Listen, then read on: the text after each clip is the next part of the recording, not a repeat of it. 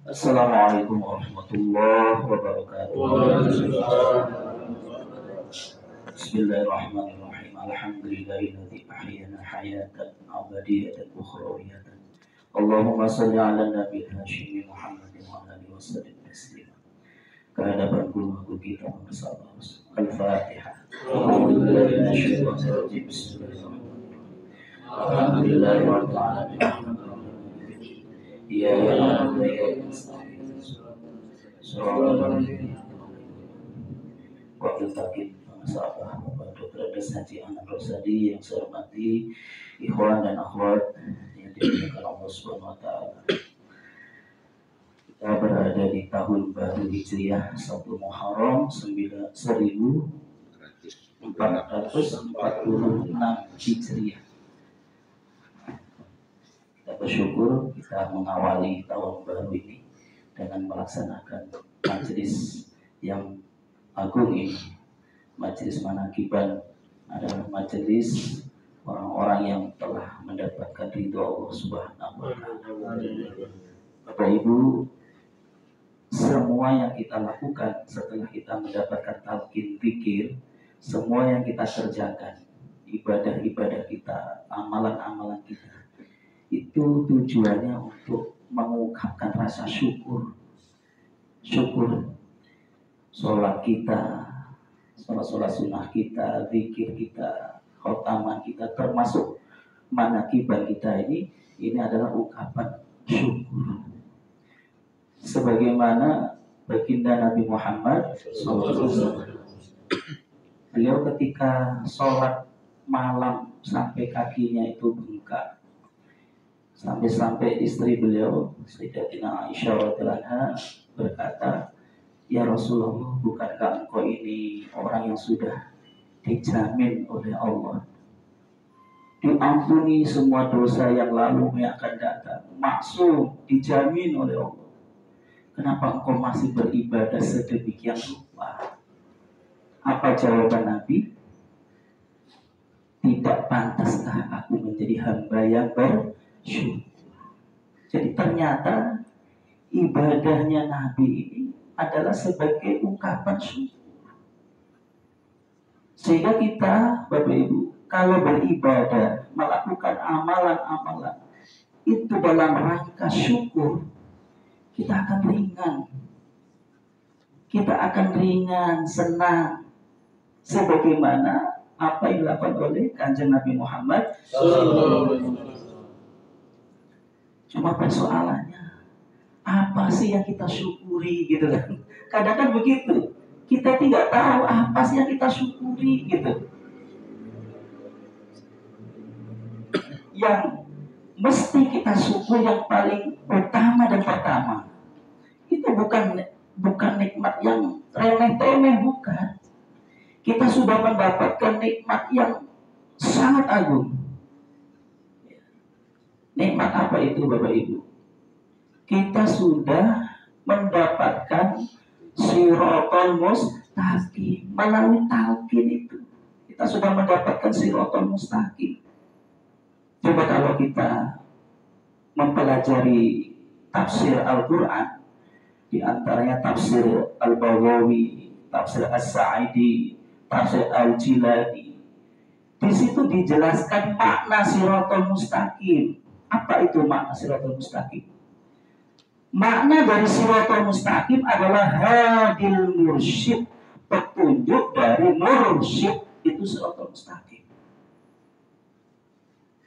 Sehingga seseorang yang mendapatkan Shiratal Mustaqim, dia terhubung kepada baginda Nabi Muhammad SAW. Ada ketersambungan kepada Kanjeng Nabi, itu namanya Shiratal Mustaqim. Dengan mendapat petunjuk dari seorang mursyid, kita memiliki ketersambungan sampai kepada baginda Nabi. Melalui guru kita, gurunya melalui gurunya lagi, sampai Kanjeng Nabi Muhammad.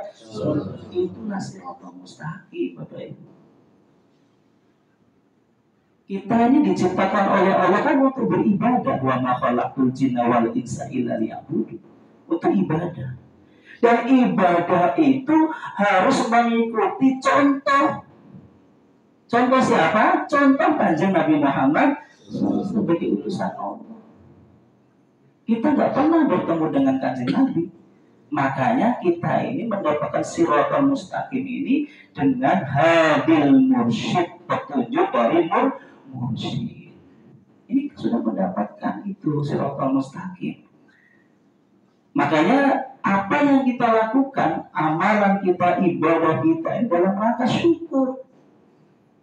Termasuk doa kita. Doa itu ada dua makna doa. Pertama maknanya meminta, keduanya maknanya ibadah. Kita sudah mendapatkan siratal mustaqim, tapi kita tetap membaca itu ketika dalam sholat. Ihdinas siratal mustaqim. Tapi dalam rangka ibadah. Sama kita ini yang orang-orang yang sudah ditalkin itu orang-orang yang sudah mendapatkan ridho Allah. Laqad radiyallah. Sungguh Allah telah ridho kepada orang-orang yang berjanji setia di bawah pohon. Kalau secara syariat pohon di sini dimaknai pohon yang ada di Mekah. Sementara dalam sejarah 124.000 sahabat itu di bawah pohon. Adakah kira-kira pohon yang bisa menaungi begitu banyaknya manusia? Ternyata yang dimaksud pohon di dalam ayat tersebut adalah sajaratul la ilaha illallah. Pohon la ilaha illallah. Para sahabat telah ditalkin, berjanji, berbaiat dengan kalimat ini. Maka Allah ridho kepada mereka. Nah, kita pun seperti itu. Kita berbaiat bukan kepada Kanjeng Nabi, karena zamannya bukan zamannya Kanjeng Nabi. Kita berbaiat kepada khalifah-khalifahnya Kanjeng Nabi, yaitu Syekh Mursyid. Ketika kita berbaiat kepada Syekh Mursyid, kita sama berbaiat kepada Nabi. Ketika kita berbaiat kepada Nabi, kita sesungguhnya berbaiat kepada Allah.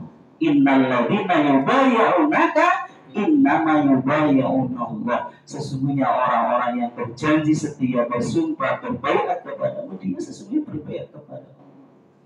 Nah ini. Makanya syukur kita. Kita sudah mendapatkan ridho Allah. Kenapa dalam zikirnya kok selalu ilahi anta maksudi wa ridhoka tetap saja ridho Allah yang kita minta, padahal kita sudah mendapat ridho Allah.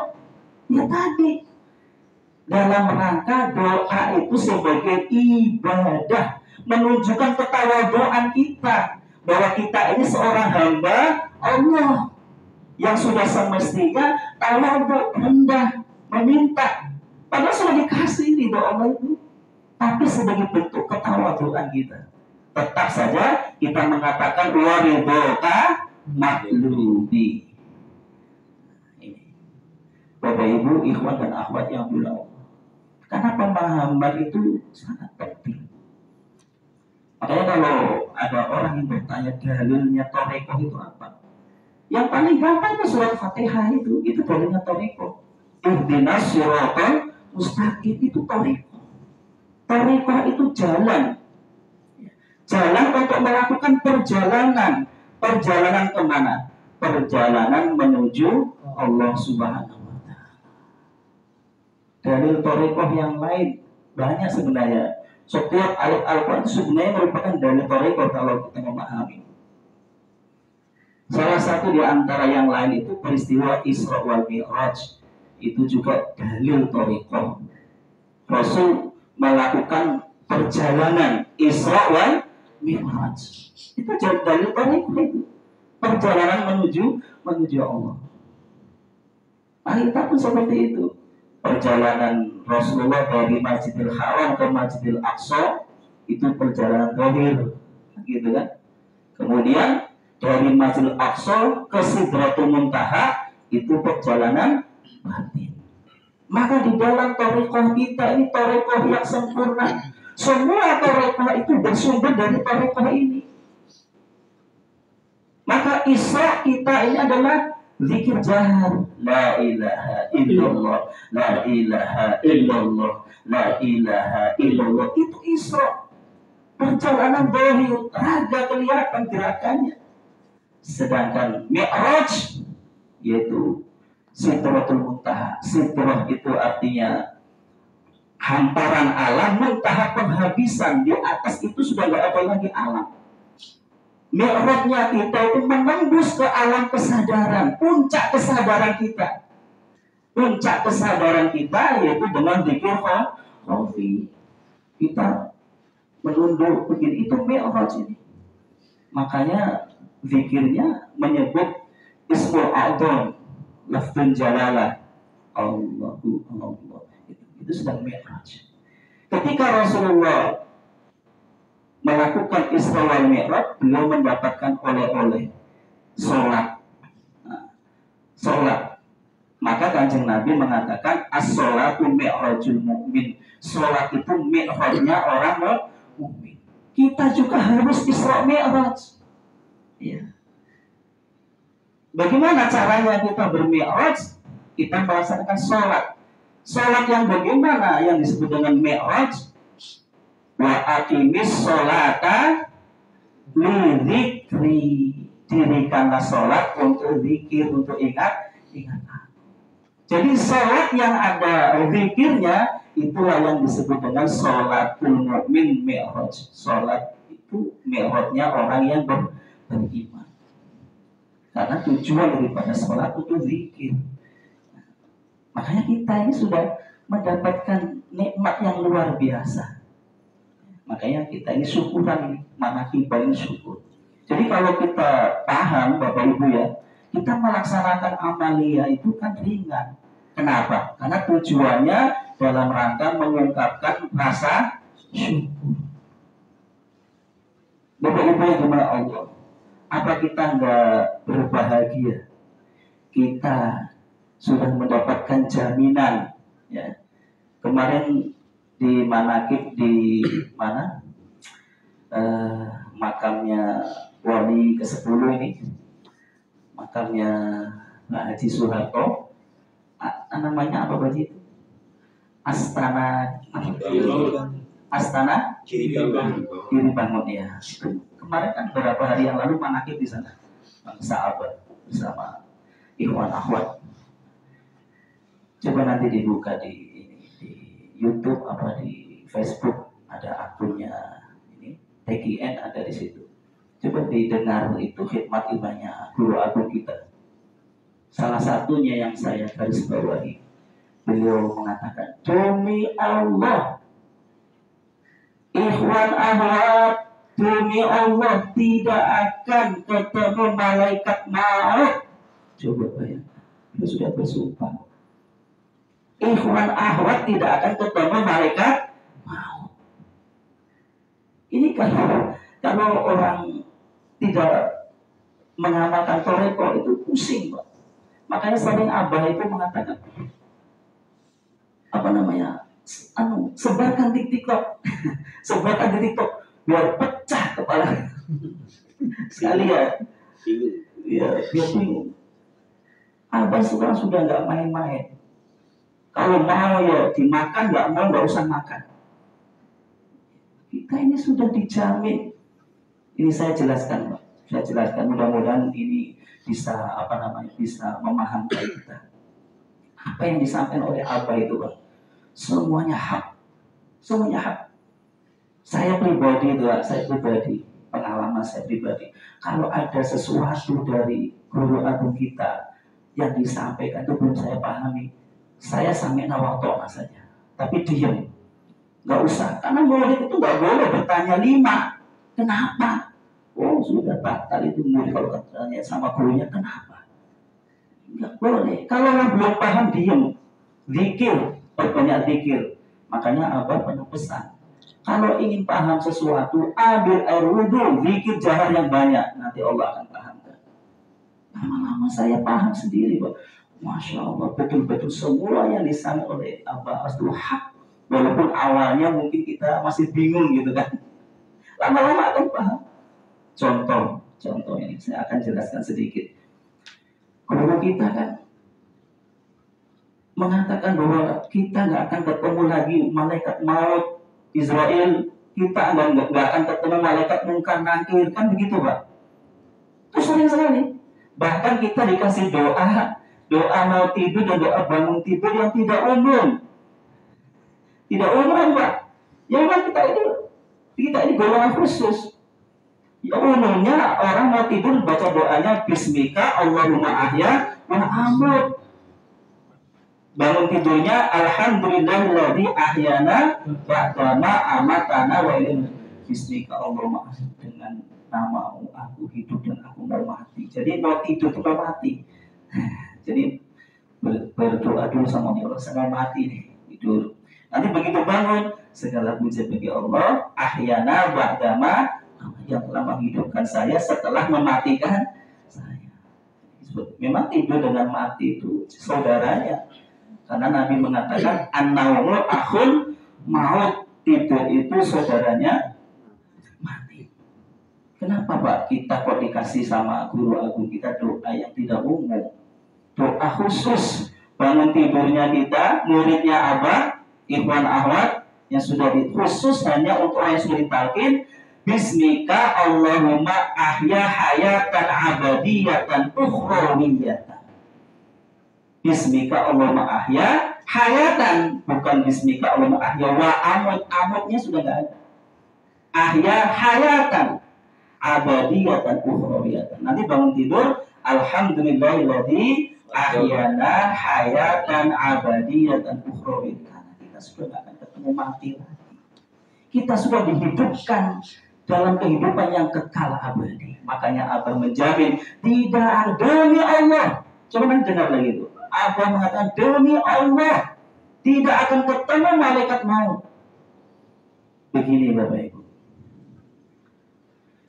Ketika ruh kita itu akan diturunkan ke jasad, itu kan kita disumpah, dibaiat ya, alastu birabbikum. Kita semua menjawab qalu bala syahidina. Kita sudah bersaksi bahwa Allah adalah zat yang menciptakan kita, yang memelihara dan yang mengatur. Itu namanya Rabb. Maknanya Rabb itu mencipta, memelihara dan mengatur. Bukan sekedar mencipta. Kalau mencipta itu ya ayuhan nasu taqullaha rabbakum alladzi khalaqakum. Khalaqakum itu menciptakan saja. Tapi kalau Rabb itu yang menciptakan, yang memelihara dan yang alhamdulillahirabbil alamin. Allah itu Rabbul alamin, Rabbnya alam semesta, yang menciptakan alam semesta, bukan hanya menciptakan, yang memelihara sehingga terjaga keseimbangan alam semesta ini. Matahari terbit selalu dari arah timur ke barat, terus ini dipelihara oleh Allah. Planet-planet yang begitu banyak, seandainya tidak dipelihara oleh Allah, semili saja bergeser dari tempatnya sudah hancur itu alam semesta. Itu makna Rabb.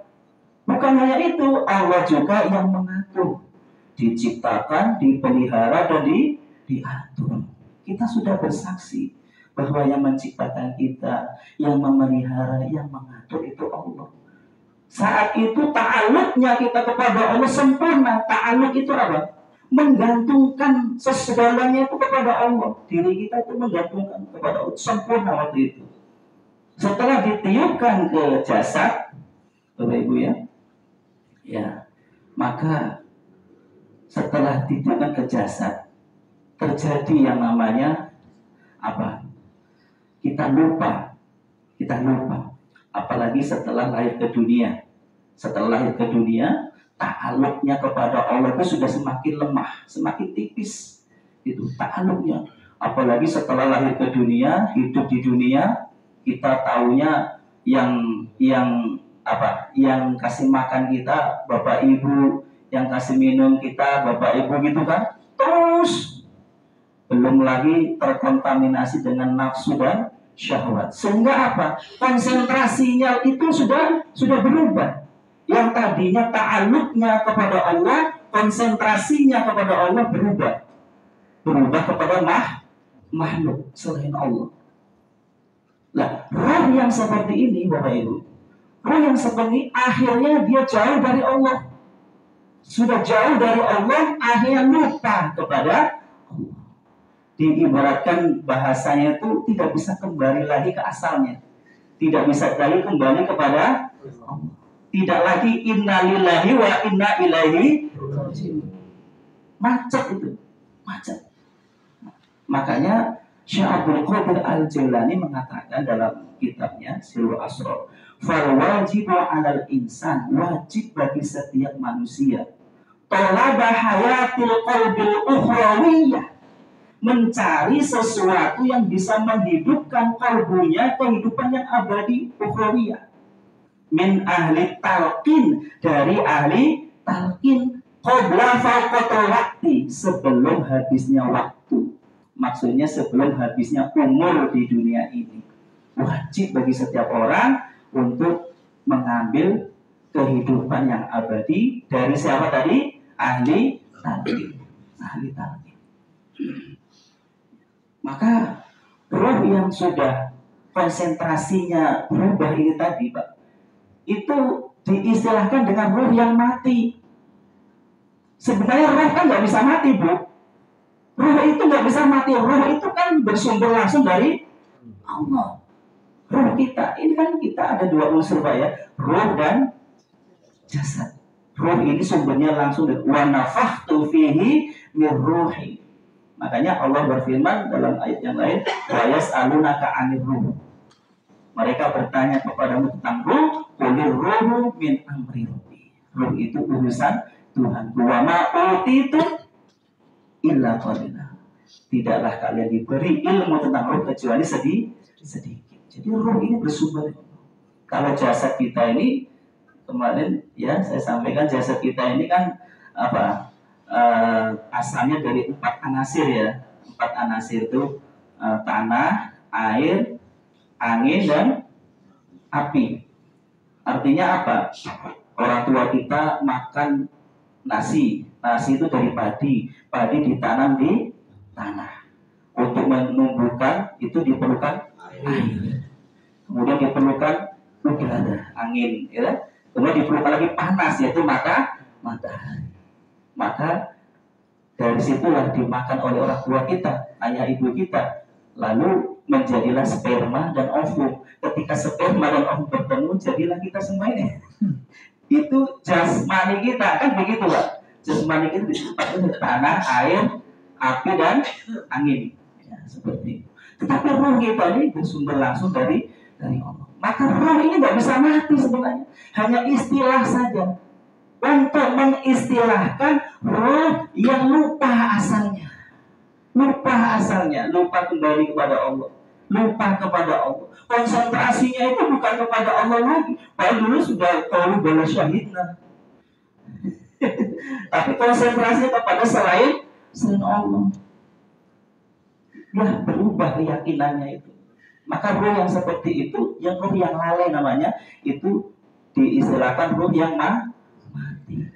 Makanya Nabi bersabda, "Lakinu mautakum bila ilaha illallah." Talkinkan yang mati di antara kalian dengan la ilaha illallah. Tapi orang syariat memaknai talkin itu kalau ada orang yang mati saja, bahkan orang sudah dikubur. Ya itu baik, itu namanya kebaikan, itu nggak ada salahnya kan. Kita kan nggak boleh menyalahkan ajaran orang. Tetapi apakah ada jaminan bahwa orang yang meninggal di talqin la ilaha illallah terus dia bisa mengikuti? Apa ada jaminan? Apalagi yang sudah dikubur, ya hanya kira-kira, kan gitu aja ya, dugaan, mudah-mudahan. Tapi kalau talqinnya ketika kita masih hidup, itu bisa dipastikan dia bisa mengikuti bimbingan la ilaha illallah. Yang dimaksud mautakum, yang mati di situ adalah roh yang tadi lupa, itu tadi. Roh yang tadi lupa disuruh talqin dengan la ilaha illallah. Makanya kata Syekh Abdul Qadir, wajib bagi setiap manusia mencari kehidupan rohnya, hati, qalbu. Qalbu itu apa namanya? Inti daripada roh itu qalbu, supaya hidup dari ahli talqin sebelum habis waktu. Maka setelah kita mendapatkan talqin dari ahli talqin itu kan dulu Rasulullah. Setelah Rasulullah meninggal dunia, wafat, Rasul mengangkat khalifahnya. Ya kan? Ahli talqin itu kan utusan Allah. Utusan Allah.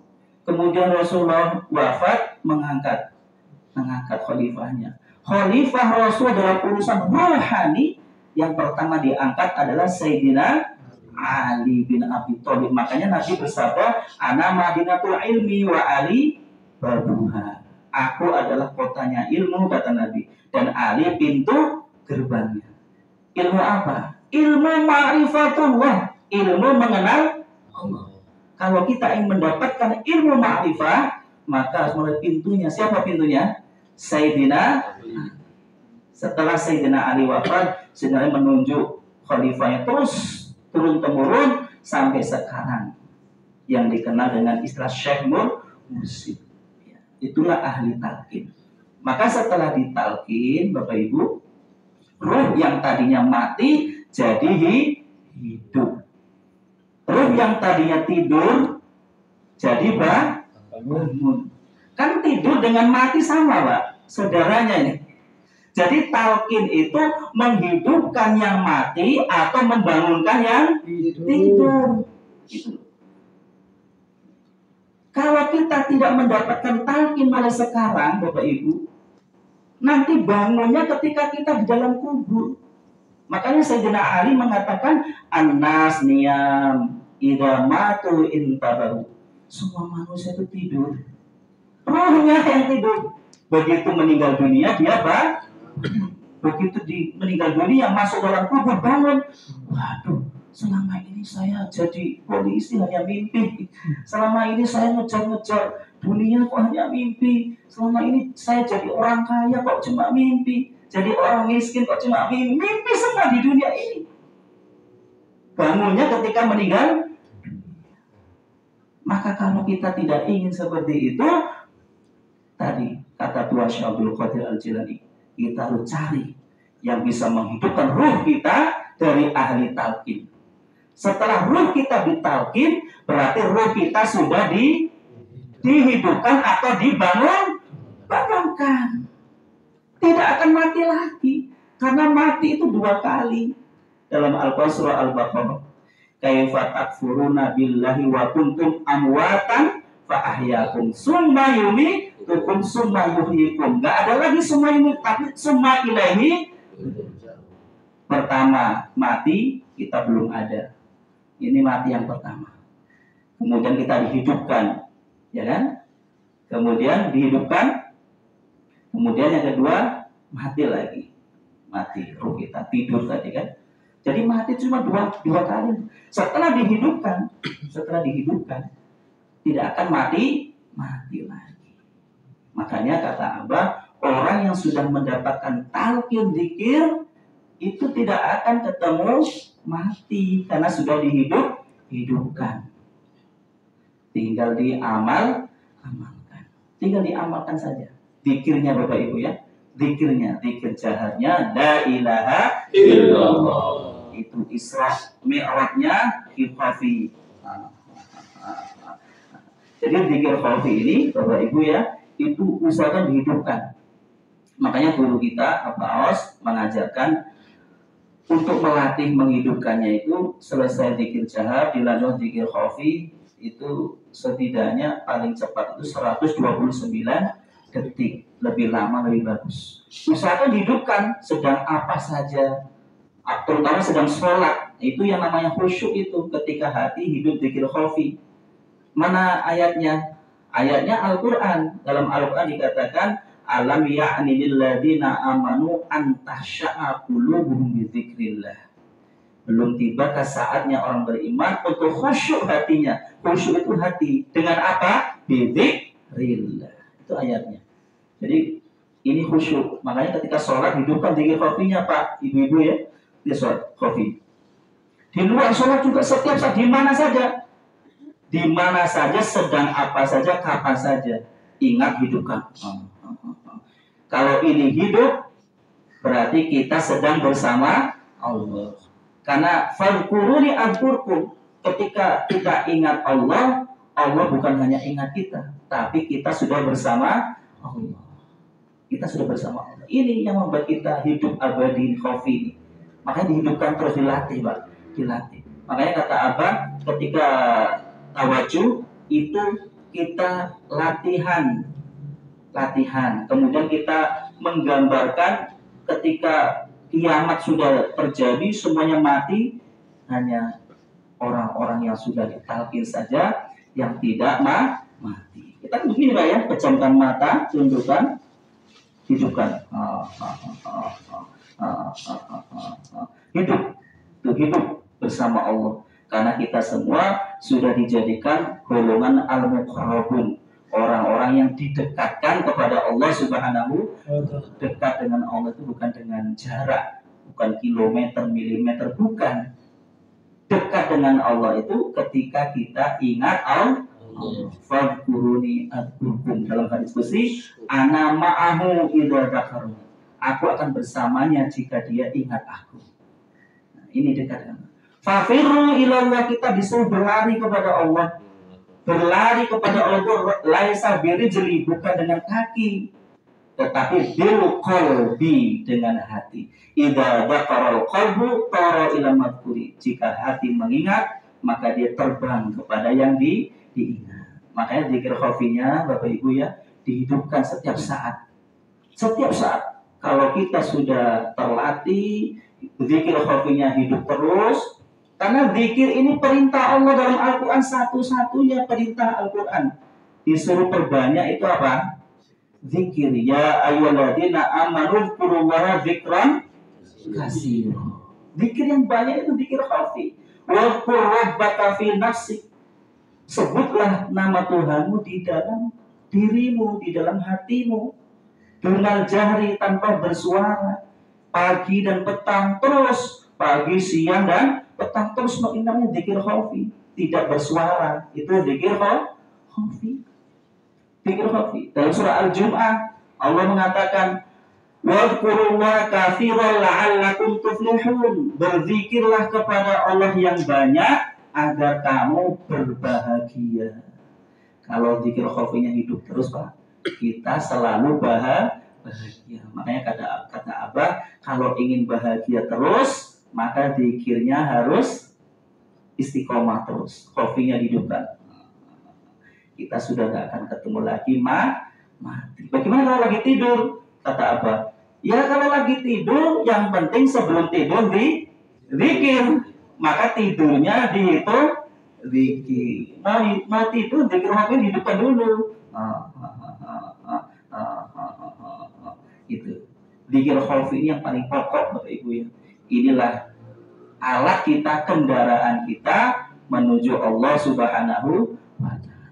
Alhamdulillahilladzi faddalana ala katsirin min ibadihil mu'minin. Terakhir Rasulullah bersabda, sabaqal mufarridu, telah mendahului mufarridu. Sabaqal mufarridu. Siapa mufarridu ya Rasulullah? Tanya sahabat. Adz-dzakirunallaha katsiran wadz-dzakir. Orang-orang yang sudah mendahului itu adalah orang-orang yang banyak zikirnya, baik laki-laki maupun perempuan. Inilah kelompok al-muqarrabun. As-sabiqun as-sabiqun ulaikal muqarrabun. Dengan apa? Dengan zikir. Zikir khafi perbanyak di mana saja sedang. Inilah ruhnya ibadah, zikir. Alhamdulillahilladzi faddalana ala katsirin min ibadil mu'minin. Mudah-mudahan Allah pahamkan kita semuanya sehingga kita bisa istiqomah zikirnya, sehingga amaliyah kita pun ringan ya, kita bisa melaksanakan dengan ringan, dengan senang, karena tujuan kita apa? Tujuan kita untuk bersyukur, mengungkapkan rasa syukur kepada Allah. Kita sudah tidak ingin apa-apa, tidak punya apa-apa, terus tidak apa lagi. Ini tujuan zikir itu agar kita seperti bayi, tidak ingin apa-apa, tidak punya apa-apa, tidak apa lagi, tidak mau apa-apa ya, hanya Allah Subhanahu wa ta'ala. Makanya pesannya Abah Anom, tembuskan zikirmu ke cinta. Setelah cinta, tembuskan zikirmu lagi ke mesra. Setelah mesra, tembuskan zikirmu ke Bagaimana kita ini bisa berserah diri secara total kepada Allah Subhanahu wa Ta'ala. Seperti kita waktu sebelum ditiupkan ke jasad itu, ta'aluk kita kepada Allah sempurna. Begitu juga setelah kita mendapatkan talqin, kita sudah lahir 2 kali menjadi tiflul ma'ani. Kita menjadi bayi ma'ani. Apa itu ma'ani? Insya Allah lain waktu kita jelaskan. Sebagaimana sifat-sifat Allah ada 20, itu dibagi. Ada sifat Allah yang bernama salsabila, kemudian yang bernama ma'ani dan bernama ma'nawiyah. Apa itu tiflul ma'ani? Sehingga kita orang-orang yang sudah ditahkin ini menjadi bayi tiflul ma'ani. Insya Allah lain waktu kita jelaskan lagi. Demikian, kurang dan lebihnya mohon dimaafkan. Billahi taufiq wal hidayah. Wassalamualaikum warahmatullahi wabarakatuh. Waalaikumsalam.